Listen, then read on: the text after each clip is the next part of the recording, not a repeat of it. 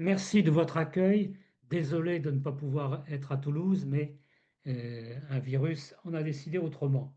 Alors, je vais vous présenter effectivement un exposé sur la concentration éditoriale et l'indépendance, un sujet d'actualité puisque, vous le savez, avec le licenciement brutal du PDG des éditions Grasset, les feux de l'actualité sont concentrés sur cette question et le fait de savoir si le pouvoir de l'argent doit et a le droit, en quelque sorte, de d'imposer une ligne politique ou idéologique à une maison d'édition.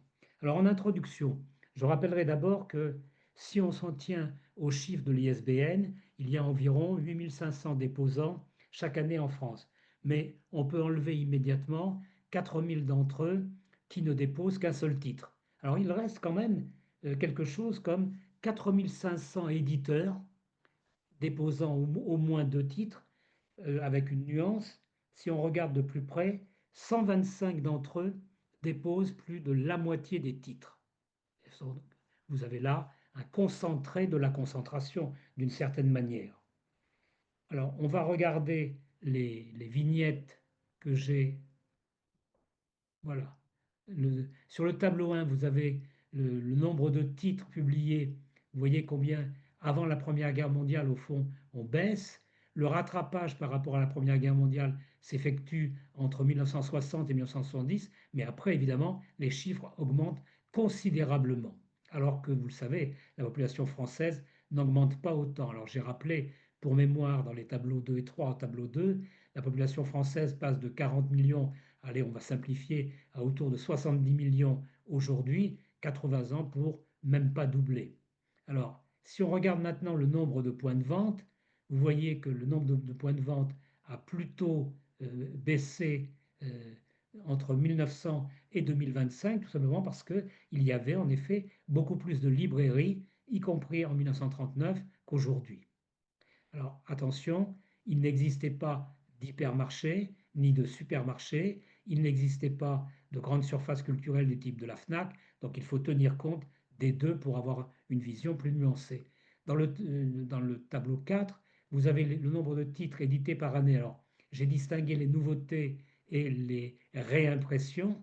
On voit qu'en 2018, on est autour de 106 799 titres et on arrive aujourd'hui à 105 000 titres. Au fond, il n'y a pas tellement de changements, mais on reste à un niveau relativement élevé. Avec tout de même une nuance, le nombre de nouveautés a tendance plutôt à baisser, c'est le chiffre des réimpressions qui demeure élevé. Enfin, dernier tableau, le nombre d'exemplaires tirés, là encore, nouveautés et réimpressions. Au total, on passe de 505 millions à 457 millions. Là, on voit bien que les éditeurs, manifestement, ont réduit la voilure. Et si on regarde maintenant le nombre d'exemplaires vendus, c'est également la même chose. Alors je reviendrai après sur la dernière vignette. La notion de bibliodiversité, ça c'était mes premières remarques. La notion de bibliodiversité, elle est née très concrètement au Chili et puis plus largement dans le monde hispanique. Elle est apparue au fond comme une sorte de nécessité de répondre à des États totalitaires qui confondent évidemment la communication avec la propagande. Mais très rapidement, on a dépassé cette simple notion de l'indépendance politique pour aller vers une bibliodiversité au sens propre, c'est-à-dire le fait qu'il ne suffit pas d'augmenter le nombre de titres pour donner suffisamment à lire à une population, mais il faut que le nombre de titres disponibles soit le plus divers possible. Vous voyez, j'ai publié à la fin de l'année dernière un livre qui s'intitule Librairie dans le monde. J'aurais pu mettre une très grande librairie de Téhéran, une des plus grandes au monde, mais malheureusement, la diversité n'était pas au rendez-vous, donc je ne l'ai pas mis. Vous comprenez aisément pourquoi. Alors venons-en maintenant au dernier chiffre sur la concentration. Alors cette fois-ci, vous avez les chiffres, des chiffres qui méritent de s'y arrêter, j'y reviendrai. Hachette Livre, le géant, en 2024, c'était 2 milliards 800 millions. C'est déjà, cette année, 3 milliards. Le suivant, Editis, paraît tout petit à côté, 773 millions. Média Participation, 697 millions. Madrigal de Gallimard Flammarion, 630 millions. 8 gaz de participation Albin Michel, vous voyez que, il y a un décrochage. On tombe, si je puis dire, à 237 millions d'euros de chiffre d'affaires. Et puis ensuite, avec Glénat, 150 millions. Et là, dernier décrochage, deux maisons pourtant très importantes, qui sont elles-mêmes des groupes, Actes Sud, éditeur généraliste, 69 millions d'euros de chiffre d'affaires, Bayard, 47 millions de chiffre d'affaires. Bayard, c'est l'édition jeunesse. Alors, ma première partie concerne un bref historique de la concentration et la deuxième partie parlera des enjeux actuels.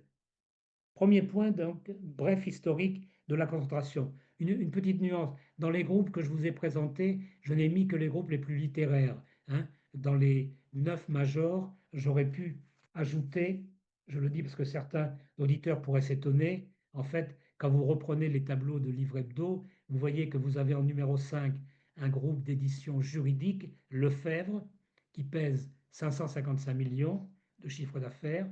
Vous avez en numéro 7 LexisNexis et en numéro 10 Elsevier Masson.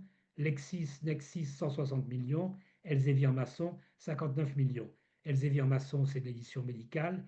LexisNexis, c'est de l'édition juridique et scientifique. Il ne faut pas les oublier parce qu'on a trop tendance à oublier que l'édition, ce n'est pas simplement la grande littérature. Alors, premier point, bref historique de la concentration. La concentration, c'est un phénomène mondial, au point que en 1968, l'économiste américain, états-unien, on devrait dire aujourd'hui, George Stigler, avait défini le schéma correspondant au monde de l'édition comme un oligopole à franges. Alors, la formule est jolie. Un oligopole, vous avez 2, 3, 4, 5 groupes très concentrés selon les pays. Et puis, dans la frange, vous avez tous les autres. N'oublions pas non plus que dans la notion d'oligopole, il n'y a pas simplement la notion de concentration du capital, il y a la notion de proximité avec le pouvoir, sans parler de relations plus ou moins incestueuses. Cet oligopole à franges, on peut considérer qu'il continue à résumer la situation française. Mais regardez comme les choses ont changé. En effet, euh, très longtemps, le groupe Hachette, la librairie Hachette, comme elle s'est appelée jusqu'en 1971, le groupe Hachette depuis, a été un groupe tout à fait atypique. Il est né en 1826, le groupe vient de fêter au Palais Brognard ses 200 ans.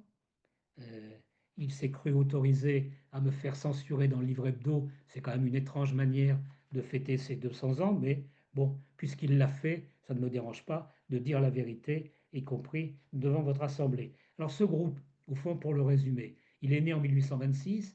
En 1853, il se diversifie en ouvrant la première bibliothèque de gare qu'on appelle Relais aujourd'hui à la gare du Nord de Paris.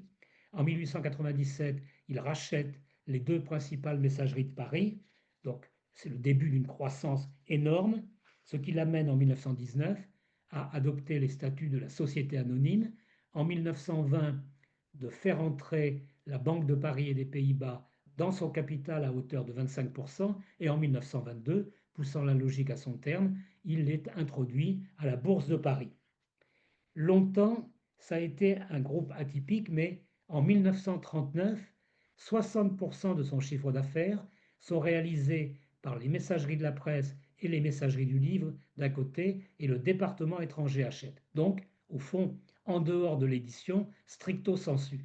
Et c'est important de se souvenir de cela parce que quand on parle d'édition, en réalité, il faut voir sous-jacent à la fois la diffusion et la distribution qui peuvent être des entreprises indépendantes, mais qui sont souvent des, des dépendances des grands groupes. Chaque grand groupe possède sa structure de diffusion et sa structure de distribution. La concentration, à l'issue de la Deuxième Guerre mondiale, s'est déroulée en trois grandes phases. Dans un premier temps, dans les années 1950-1960, autour de Hachette, on a vu se regrouper Grasset, puis Fasquelle qui vont être fondus en Grasset-Fasquelle, Fayard, Stock et un certain nombre d'autres maisons d'édition. Ajoutez qu'en 1953, c'est la naissance du livre de poche qui appartient à la LGF, une des filiales de Hachette. Premier groupe qui se concentre encore plus après la Deuxième Guerre mondiale, mais j'ai dit qu'il l'était déjà avant. Le deuxième groupe, c'est autour de Gallimard. La librairie Gallimard, c'est son nom, est devenue en 1919 une société anonyme. La librairie Gallimard va reprendre à la Libération à la fois de Noël, le Mercure de France et un peu plus tard la Table ronde. Troisième groupe, il n'existait pas avant la guerre, ce sont les presses de la Cité, dirigées par le Danois Sven Nielsen, qui vont devenir un groupe très important dans les années 50 et 60, en reprenant Plomb, Perrin, et puis ensuite le fleuve Noir, et à partir de là, eh bien, ils vont se diversifier. C'était donc la première phase de la concentration. La deuxième, et vous allez voir qu'elle prend des proportions plus importantes, c'est dans les années, c'est au fond entre 1980 et 2000. Là encore, autour de deux entités. Hachette est l'objet d'un raid en décembre 1980 de la part de Jean-Luc Lagardère qui reprend le groupe Hachette qui devient donc une dépendance de ce qui devient rapidement Lagardère Group. Donc, en plus du groupe Hachette, eh bien, Lagardère possède à l'époque Europe 1 et surtout autour de Hachette Philippaki Media des centaines de journaux qui vont consolider ce groupe. Le deuxième, ce sont les presses de la Cité qui vont se marier avec le, la CEP Communication, une dépendance de Havas qui a repris Nathan, Larousse, Bordas et qui, en se mariant avec les presses de la Cité, forme en 1988 le groupe de la Cité. Le groupe de la Cité, c'est donc à la fois la CEP Communication pour simplifier Havas, Nathan Larousse Bordas, et de l'autre, Presse de la Cité, Plomb, Perrin, Julliard qui s'est ajouté entre-temps, euh, Fleuve Noir, etc., etc. Ce sont véritablement ces deux groupes qui vont dominer le monde et le marché du livre pendant 20 ans. À noter d'ailleurs qu'à partir de 1993, c'est le groupe de la Cité qui est numéro un. Alors, regardons-le dans son évolution. Ce groupe de la Cité, il va lui-même être absorbé, il va devenir en fait Havas Publication Édition quand Havas décide de restructurer le groupe, et puis Havas va être lui-même absorbé par la Compagnie Générale des Eaux qui deviendra Vivendi. Alors, tout ça paraît un peu compliqué, mais on est en plein au cœur de ces processus de concentration. Ça va très vite. Le groupe de la Cité est né en 1988, il devient Havas Publication Édition en 1997. Dès l'année suivante, c'est Vivendi Universal Publishing. Pourquoi? Parce que Vivendi a commencé son aventure nord-américaine. Il s'est emparé du Canadien Silouan qui possède les studios Universal pour avoir le cinéma et la musique qui se rajoutent. Donc en 2000, au moment au fond de la fin de ce troisième cycle, vous avez un énorme conglomérat Vivendi Universal pour la branche livre Vivendi Universal Publishing, et puis vous avez toujours, bien sûr, Hachette hein, à l'intérieur de Lagardère, qui est un groupe très important. En 2002, c'est la dernière phase, le groupe Vivendi Universal éclate.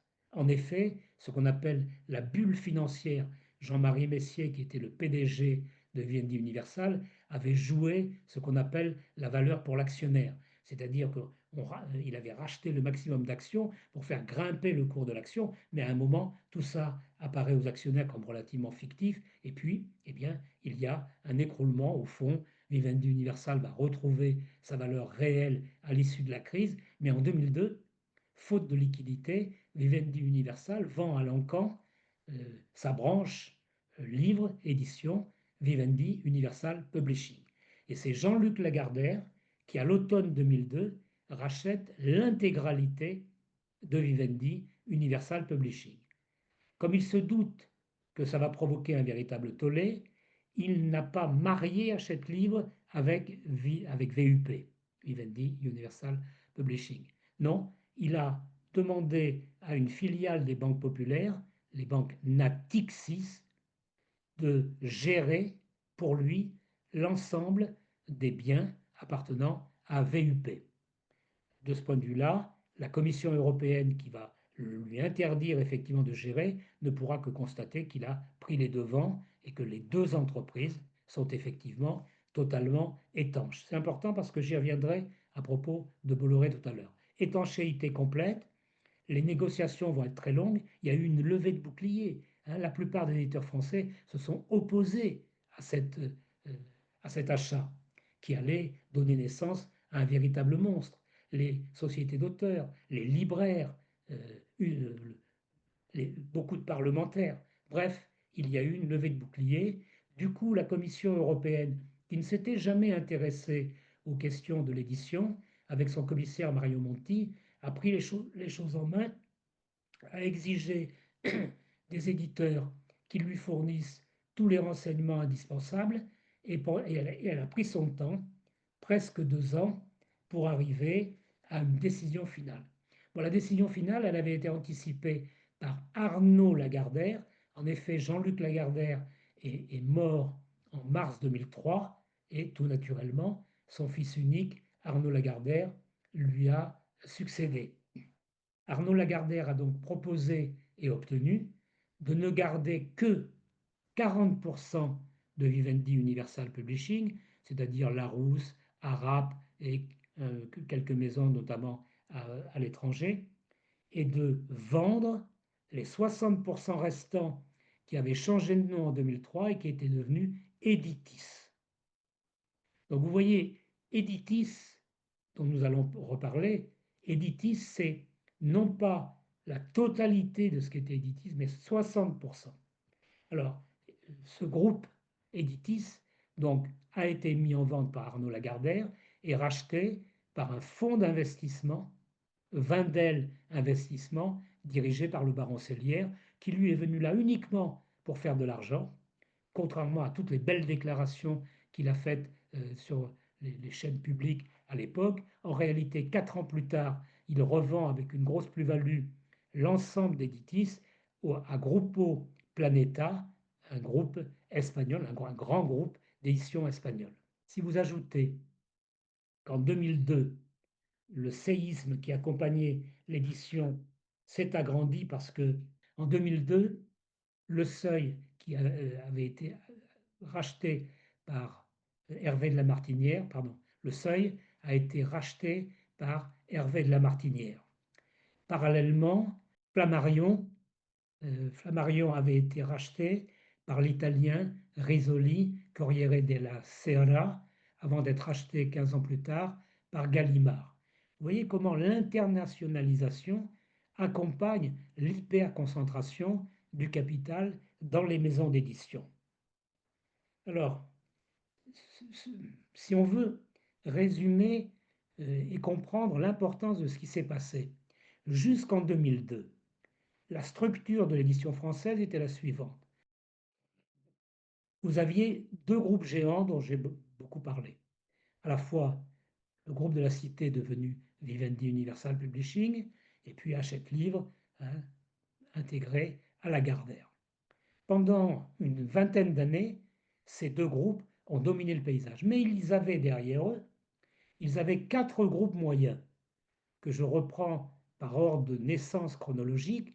En 1800, Flammarion apparu en 1875, Albin Michel en 1909, Gallimard en 1919 sous ce nom-là, mais dès 1911 c'était les éditions de la NRF, donc Gallimard en 1919, et puis Le Seuil apparu en 1935, mais surtout important après la Deuxième Guerre mondiale.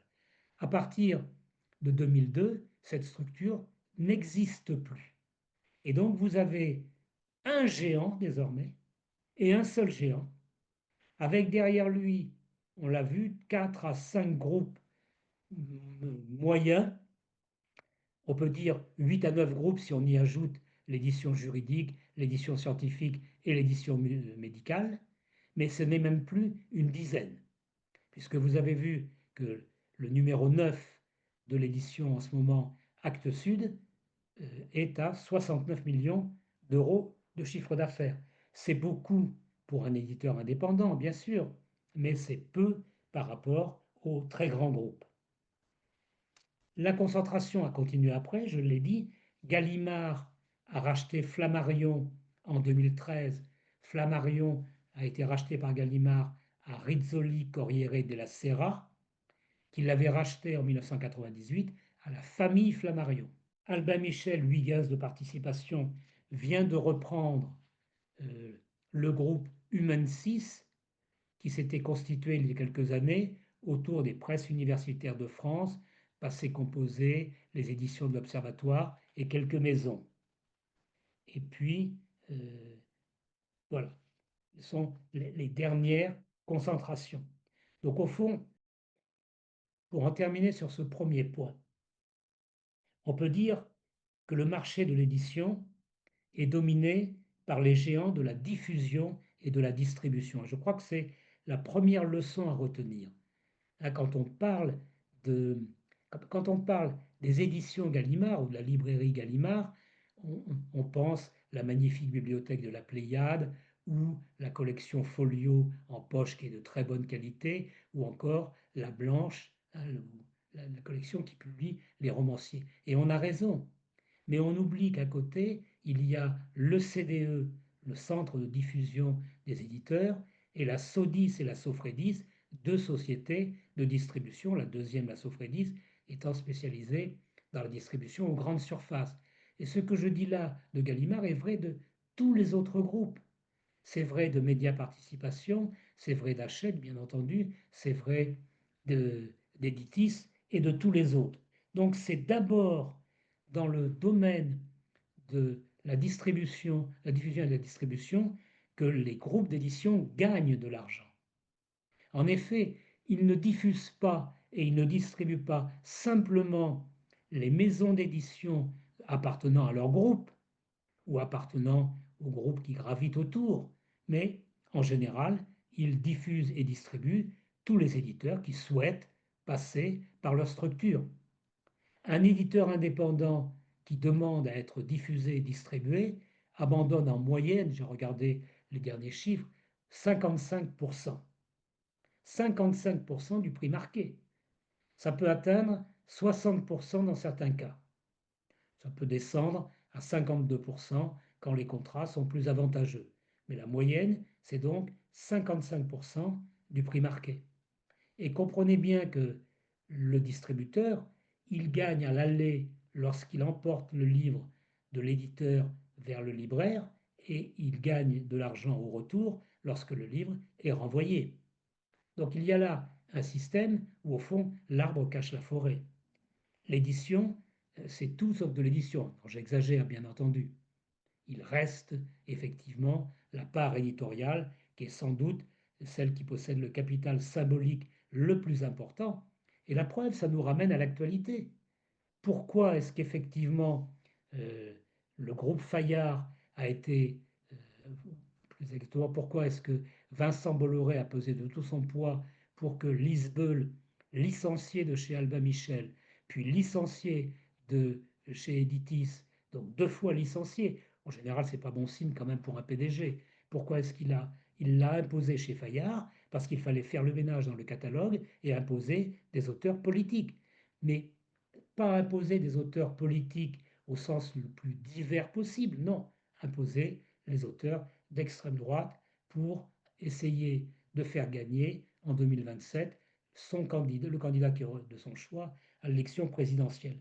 De la même manière, pourquoi est-ce que Olivier Nora, qui est PDG de Grasset depuis 2000, depuis 26 ans, qui est un des éditeurs les plus respectés de Paris, c'est certainement l'un des éditeurs sur lequel j'ai entendu le moins de critiques pendant ces 26 dernières années.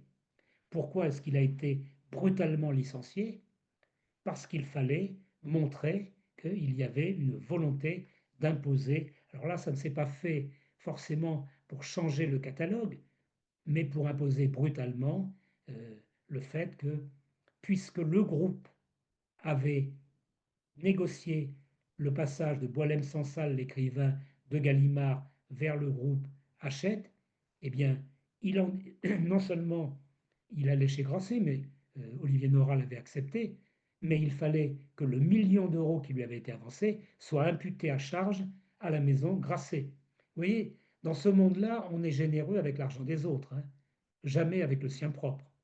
Parce que, d'une certaine manière, si Arnaud Lagardère, sur ordre de Vincent Bolloré, voulait absolument, effectivement, que Boilem Sansal quitte Gallimard grâce à un chèque très important, il eût été compréhensible que ce soit le groupe lui-même qui assume cette dépense et non pas la filiale euh, euh, qui allait récupérer cet écrivain. Mais ce sont les pratiques actuelles, hein, sur lesquelles on pourra revenir si vous le souhaitez tout à l'heure. J'ajoute euh, un élément. Le marché est dominé par les géants de la distribution et de la diffusion, je l'ai dit.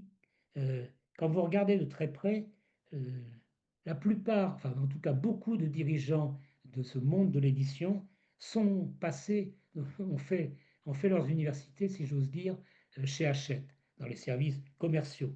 C'était le cas d'Alain Cook, qui fut le PDG d'Editis de 2003 jusqu'à son décès.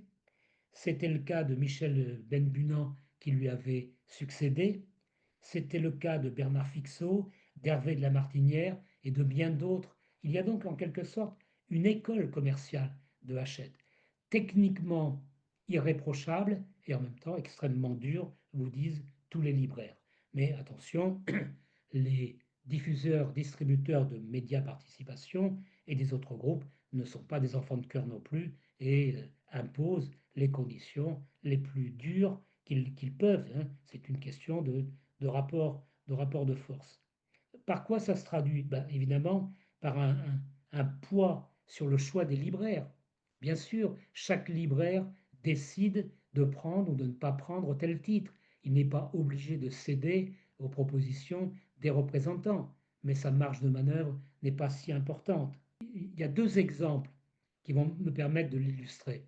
C'est ce que j'appelle les deux dernières ventes à l'aveugle d'une très grande ampleur. En 2014, souvenez-vous, on a découvert à la rentrée ce livre qui s'intitulait Merci pour ce moment, un chef-d'œuvre de littérature qui s'est vendu à plus de 600 000 exemplaires, d'une ex-première dame de France qui n'avait pas résisté à l'idée de dire ce qu'elle pensait au fond du goujat qui l'avait remercié. Bon, ce livre qui n'a strictement aucun intérêt littéraire s'est vendu grâce à une opération montée de main de maître par les services de la distribution de Hachette et par l'éditeur des arènes. Qu'est-ce que c'est qu'une vente à l'aveugle? Ça consiste à aller voir les libraires en amont, à ne pas leur donner le nom de l'auteur, ni le titre de l'ouvrage, ni le nom de l'éditeur, mais à leur garantir que la publicité sera telle qu'ils en vendront beaucoup. Et ainsi, eh bien, on peut placer 10, 20, 50, 200, 1000 exemplaires. 2014. 2024, même phénomène pour publier les mémoires de Jordan Bardella. Vous savez que maintenant, on écrit ses mémoires à n'importe quel âge. Remarquez, Minou Drouet était poète à l'âge de 12 ans quand René Julliard avait voulu la lancer, alors pourquoi pas. En tout cas, même opération à l'aveugle. Les libraires ont été incités à préacheter un grand nombre d'exemplaires et l'opération a très bien réussi. 155 000 exemplaires, donc effectivement une très bonne vente. Alors, ces opérations-là ne peuvent pas se multiplier à l'infini, parce que d'abord, le système n'y résisterait pas et le public se lasserait très vite. Mais ça marche assez bien, d'autant que aujourd'hui, les ventes ont tendance à se concentrer énormément. J'ajouterai également, en conséquence de cette concentration, les difficultés de plus en plus criantes des libraires. Je ne vais pas développer, mais les libraires ont une marge euh, très faible, 1,3 à 1,5%. Et encore, quand ils dégagent une marge à la fin de l'année, ils se versent des salaires très très peu élevés, sauf ceux qui ont une certaine surface. Donc, l'édition est extrêmement concentrée avec des conséquences très importantes sur l'ensemble du marché du livre. J'en viens à mon deuxième point pour ne pas allonger mon intervention et le temps de passage. Le deuxième point porte sur les enjeux de la bibliodiversité. Au fond, comme je l'ai dit, cette notion est apparue dans un univers très particulier, l'univers des maisons d'édition hispanophones, dans un contexte où le souvenir de, de la dictature de Pinochet et donc des propagandes d'État, en quelque sorte, pesait très lourd. Donc il s'agissait d'assurer d'abord la diversité des opinions, puis en élargissant la diversité des sensibilités et à permettre, au fond, à tous les courants de pouvoir s'exprimer. Si on regarde, si on regarde de très près, là encore, les conséquences de la concentration, euh, elle joue évidemment à l'encontre de la bibliodiversité. D'abord, je dirais mécaniquement, parce que plus les titres sont concentrés, plus les bénéfices sont importants. Quand, vous, quand le groupe Hachette sort, en général tous les 2 ans, un album Astérix, c'est entre 1,5 million et 2 millions d'albums vendus en France et 5 à 6 millions dans l'ensemble du monde. Donc cette hyper-concentration joue contre la bibliodiversité parce que ça n'élargit absolument pas le marché de la BD. L'année où vous avez un album Astérix en plus, vous ne vendez pas un, un livre de bande dessinée en plus. Simplement, c'est une concentration à l'intérieur. Excusez-moi, mais c'est un peu compliqué.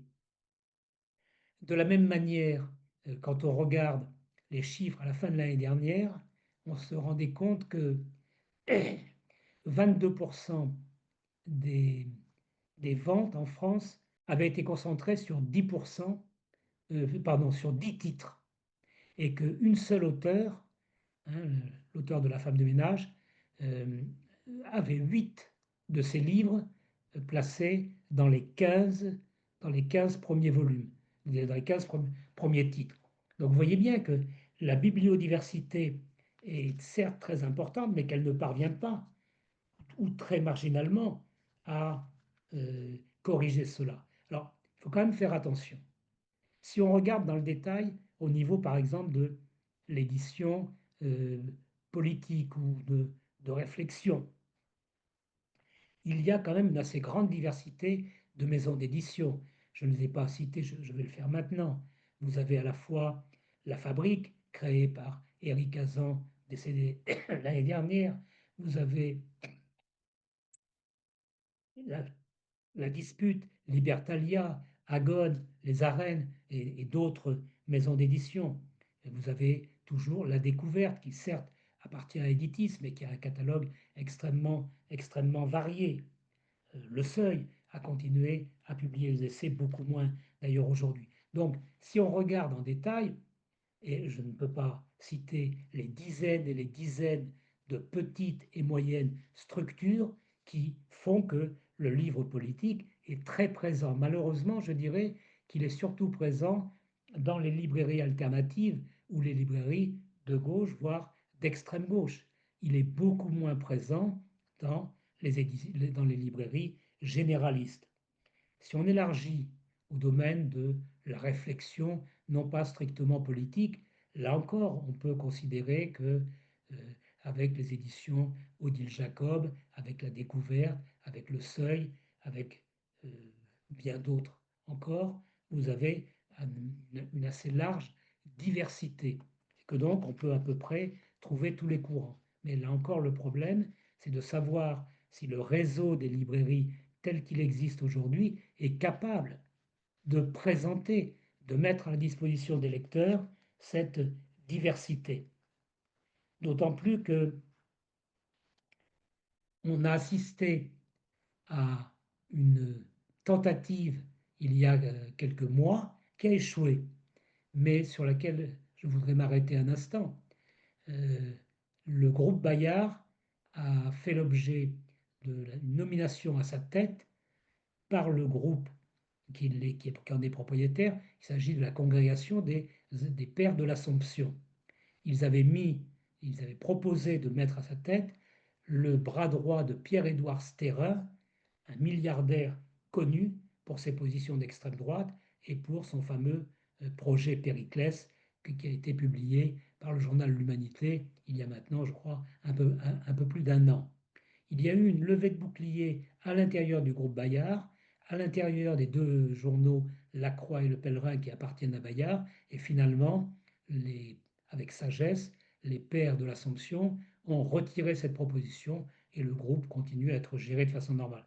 Et donc vous voyez que si l'attention est focalisée sur le groupe Bolloré et ses tentatives ou ses volontés d'imposer effectivement ses volontés partout, il n'y a pas que lui. Et le fait même qu'il maintienne ou qu'il durcisse ses positions peut encourager d'autres groupes à l'imiter. Alors, au fond, pour refuser cette censure et assurer la bibliodiversité, il y a diverses options. Je voudrais m'arrêter sur ce qu'on a appelé les opérations anti-Bolloré. J'en distinguerai trois. Dans un premier temps, en 2020, en 2022, pardon, on a vu l'opération Stop Bolloré, très large, avec beaucoup d'associations qui ont dénoncé le fait que Vincent Bolloré voulait réitérer à 20 ans de distance ce qui avait été fait par Jean-Luc Lagardère, puisque Vincent Bolloré, patron de Vivendi, donc propriétaire du groupe Editis numéro 2, était en train de racheter le maximum d'actions de Lagardère Group pour devenir, un an plus tard, majoritaire et l'être totalement en juin 2024. Donc l'opération Stop Bolloré était au fond un cri d'alarme. Elle a débouché en 2024. Pourquoi 2024? Parce que ça correspond à deux choses. D'une part, euh, Bolloré est désormais propriétaire de plus de 50% des actions de Lagardère Group et mécaniquement de Hachette. Et deuxièmement, il impose la nomination de Lisbeull comme PDG de Fayard. Puis il y a eu toute une série d'actions qui ont poussé Sophie de Closet, la PDG, à partir en 2022. Puis il y a eu les actions de Nicolas Sarkozy à l'encontre à la fois d'Olivier Nora et de Sophie de Closet. Tout ça fait donc craindre à un certain nombre d'auteurs, d'éditeurs, de journalistes, d'associations, euh, que cette censure s'impose encore plus. Donc, le mouvement Stop Bolloré débouche sur ce qui s'est appelé Déborder Bolloré. Ça a donné un livre dans lequel chaque auteur est indépendant des autres et n'approuve pas nécessairement les propositions des autres. En effet, vous trouvez des propositions que je considère moi comme tout à fait scandaleuses, hein, de détruire les livres avec de la glu. Euh, bon, ce sont les soulèvements de la terre qui ont proposé ça. Ils ne connaissent rien aux questions du livre. Il ferait mieux de se concentrer aux questions qu'ils connaissent bien, celles de l'écologie. Bref, Déborder Bolloré a quand même eu le mérite de poser la question. Alors, vous avez des libraires qui ont proposé, eux, de ne plus faire de commandes au groupe Hachette, mais ça pose là encore d'autres questions. Est-ce qu'au nom de la lutte contre un groupe, on va priver les lecteurs du contact de romans ou d'essais publiés chez Calman Levy, au livre de poche, publiés chez Lattès ou chez Grasset avant le départ d'Olivier Nora. Troisième phase, on avait annoncé trois, en 2025 est apparue une phase de durcissement avec Désarmer Bolloré. Désarmer Bolloré, ça a consisté à faire pression sur un certain nombre de, pardon, à faire pression sur les auteurs en leur écrivant des lettres en leur demandant de quitter le groupe Bolloré. Bon, je n'en dis pas plus. Ces trois opérations qu'il faut distinguer, Stop Bolloré, Déborder Bolloré, Désarmer Bolloré, montrent qu'effectivement, ces tentatives de mise au pas ou de censure ont provoqué évidemment des réactions. J'en viens à ma conclusion, pour laisser un peu de temps à la discussion. En conclusion, j'ai envie de dire, et pourtant ils éditent. Et on le verra sans doute encore bien mieux au Salon du Livre de Paris, où on verra une assez grande diversité, puisque grâce aux stands régionaux notamment, les petits et les moyens éditeurs, les éditeurs indépendants sont présents.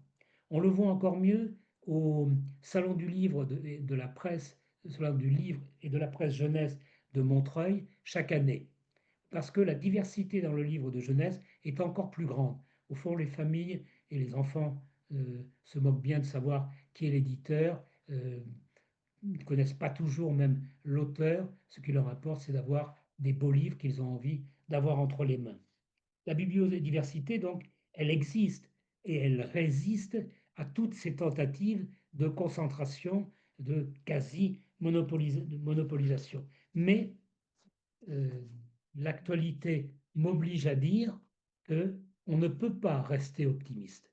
Alors, je sais que des éditeurs indépendants, parce que sur la notion d'indépendance, il y aurait beaucoup à dire. Si on en croit la FEDEI, la Fédération des éditeurs indépendants, le seuil de l'indépendance, c'est la barre des 10 millions d'euros de chiffre d'affaires. Mais c'est un chiffre arbitraire. Actes Sud, avec 69 millions d'euros de chiffre d'affaires, est un éditeur indépendant. De la même manière, Gallimard est un éditeur indépendant. La famille Gallimard possède 90% du capital. Donc, j'ai lu, vous pouvez lire ici ou là, que Gallimard a vendu son âme parce que Bernard Arnault a 10% des actions. Mais c'est absolument stupide. Le fait de posséder 10% du capital ne donne aucun droit de contrôle. Tant aussi longtemps que la famille possède 90% du capital, elle est à l'abri d'une tentative extérieure. Donc, l'édition indépendante, elle existe, elle est une particularité de la France. Il y a des pays qui sont moins concentrés, d'autres qui sont plus concentrés, mais elle est menacée. Elle est menacée parce que, et je terminerai par là, le fait qu'Olivier Nora ait été licencié, c'est-à-dire le fait que le groupe Hachette ait pris le risque de, d'assister à une levée de bouclier, vous l'avez vu comme moi, 115 auteurs Fayard, 115 auteurs Grasset. Grasset, c'est 160 titres publiés l'année dernière. 115 auteurs, c'est-à-dire la majorité des auteurs ont décidé de quitter.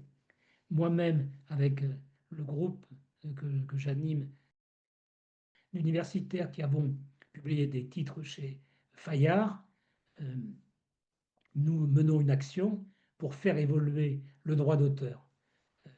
C'est notre manière à nous de résister. Mais le fait même que le groupe Bolloré ait décidé de, au fond, de se moquer de ce que l'opinion allait pouvoir dire est gravissime. Ça veut dire qu'on est certainement à une croisée des chemins. Voilà, merci de m'avoir écouté, toutes mes excuses pour cette voix qui est très abîmée. Merci beaucoup pour votre intervention et ce rappel historique qui permet de se remettre dans un contexte. Est-ce qu'il y a des questions dans la salle ? Alors, la parole est à une libraire, car il n'y a pas que des bibliothécaires parmi nous. Bon, il y a beaucoup de bibliothécaires. Oui, bonjour. Je voulais préciser deux petites choses. Alors, je vous remercie vraiment pour la clarté du propos. Deux petites choses. Quand vous parlez de vente à l'aveugle, il est quand même possible aux libraires de refuser ce principe-là. C'est-à-dire qu'on a quand même été quelques centaines à expliquer que ben non, un livre avec un auteur dont on ne sait rien, un propos dont on ignore tout, et même si à la clé il y a des ventes absolument fabuleuses, on n'en veut pas. Autrement dit, je n'ai jamais eu merci pour ce moment, je ne l'ai pas vendu. Et évidemment que Bardella n'est pas rentré à la librairie des Tours. Mais il y a quand même cette histoire-là. On peut refuser le principe des ventes à l'aveugle.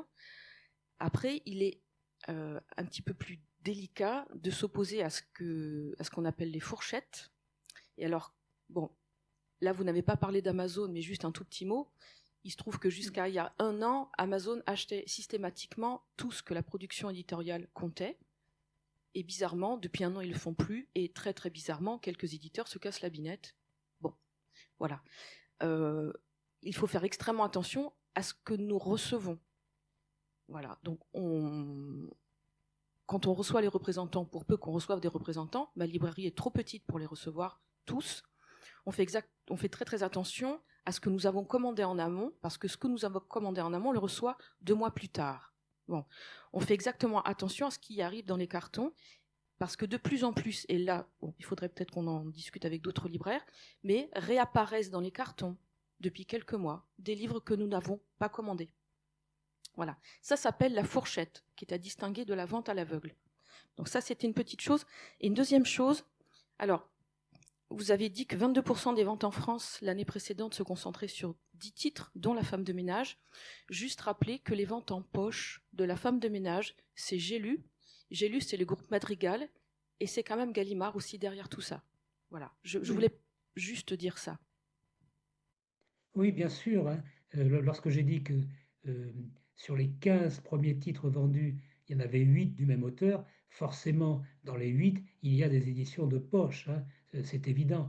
De la même manière que quand on prend la liste des auteurs de best-sellers, c'est-à-dire qu'il s'agisse de Musso, de Marc Lévy ou d'autres, il faut toujours inclure évidemment les rééditions dans les formats de poche. Bon, je n'ai pas grand-chose à ajouter à ce que vous avez dit, votre témoignage est tout à fait complémentaire. Bien sûr que la position du libraire et l'indépendance d'esprit du libraire est la réponse, la meilleure réponse au maintien d'une bibliodiversité. Mais vous savez comme moi que certains libraires cèdent parce que une vente facile, c'est l'assurance de rentrer d'argent et donc d'améliorer un peu la marge. Donc moi, je ne porte pas de jugement, hein, sur ceux des libraires qui acceptent effectivement les ventes à l'aveugle.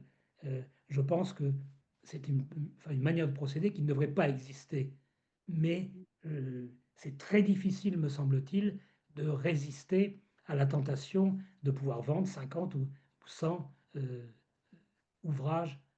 C'est ce que j'ai voulu insister, c'est sur la possibilité pour l'appareil de diffusion, hein, de faire une pression sur les libraires. Mais vous avez raison, si on déplace la focale et si on s'intéresse au monde de la librairie, c'est là que se situe une grande partie des réponses. C'est pour ça que certaines de vos collègues, plutôt des collègues femmes, ont décidé au fond de sanctionner le groupe Bolloré en ne commandant plus aucun exemplaire. Hein, si vous regardez le livre des bordées Bolloré, vous aurez il y a 2 chapitres écrits par des libraires qui proposent cette solution. Voilà, y a-t-il d'autres questions? Il y a une question de Charlotte Hénard. Le micro fonctionne. Vous avez évoqué très rapidement, enfin merci pour votre intervention, vous avez évoqué très rapidement vos actions communes autour de la question du droit d'auteur. Est-ce que vous pourriez nous en dire 2 mots, s'il vous plaît? C'est une réflexion que nous menons avec des juristes. J'ai un juriste qui m'a appelé, il voulait me parler avant 9h, je lui ai dit que ce serait en début d'après-midi. En France, enfin plutôt, le droit français, à la différence du droit anglo-saxon, reconnaît à côté du droit patrimonial, la propriété physique, le droit moral. Et ce droit moral, il est formé par plusieurs éléments. Parmi ces éléments, il y a la notion d'environnement. Nous nous battons avec mes collègues, après avoir consulté bien sûr des juristes, nous nous battons pour que les éditeurs comprennent aujourd'hui que s'ils modifient l'environnement dans lequel un auteur a signé son contrat avec eux, alors leur contrat, il est rompu, leur accord est rompu. Je m'explique. Un écrivain qui veut participer à la course au prix littéraire, il va plutôt aller chez Gallimard ou chez Grasset, donc les éditeurs susceptibles de lui obtenir le prix. Le contrat moral, c'est qu'il est dans un catalogue susceptible de lui écrire, de lui obtenir euh, rapidement des prix littéraires. Un auteur qui choisit d'aller chez Fayard entre 1980 et 2022, c'est-à-dire à l'époque de Claude Durand jusqu'en 2009, Olivier Nora 2009-2013 pendant un intermède, et puis Sophie de Closet 2013-2022, il le fait parce que ce catalogue dans le domaine des sciences humaines et des sciences sociales est tout à fait prestigieux. Il signe avec Fayard parce qu'il veut être avec tel ou tel économiste, historien, sociologue connu et respecté. Si on modifie cet environnement et qu'on amène des hommes politiques qui n'ont pas de capital universitaire, qui n'ont pas de capital symbolique dans le domaine des sciences humaines, mais qui veulent profiter de ce capital pour se faire valoir, alors le contrat est rompu. Bon, ça va demander probablement une longue négociation, mais dès maintenant, nous allons argumenter auprès des éditeurs, auprès du syndicat des éditeurs, pour qu'ils comprennent qu'en effet, on ne peut pas impunément modifier l'environnement euh, d'une maison d'édition sans rompre le contrat tacite qui liait l'auteur et l'éditeur. Si les juristes nous confirment, si les tribunaux éventuellement confirment, alors il y aura des changements importants. Le but, c'est de faire comprendre, au fond, aux actionnaires que de même que les journalistes ont obtenu la clause de conscience qui leur permet de partir en cas de changement d'action, eh bien, les auteurs pourraient obtenir une clause de conscience similaire qui ferait qu'ils partiraient lorsque un nouvel actionnaire se présenterait. Voilà, je n'ai pas le temps de développer parce que ça demanderait beaucoup d'explications. Merci beaucoup.